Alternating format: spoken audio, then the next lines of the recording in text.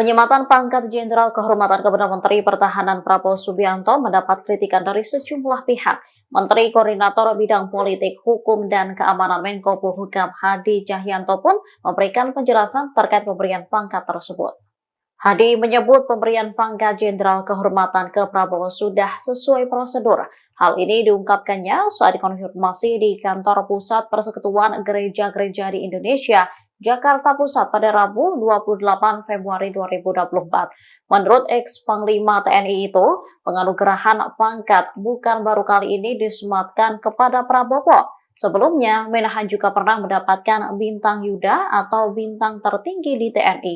Dikutip dari tribunnews.com, bintang Yuda itu diberikan pada tahun 2022 lalu. Diketahui penyempatan pangkat Jenderal Kehormatan ini dilakukan pada acara Rapim TNI Polri di Mabes TNI Cilangkap, Jakarta pada Rabu 28 Februari. Anggota Komisi 1 DPR RI dari fraksi PDIP, Majen TNI TB Hasanuddin turut merespon soal penganugerahan pangkat kehormatan Presiden Joko Widodo ke Menteri Pertahanan. Menurutnya, saat ini tak ada istilah pangkat Jenderal Kehormatan lagi dalam militer. Maka dari itu, TB Hasanuddin memandang penyematan Jenderal Kehormatan itu seperti kembali ke era Orde Baru.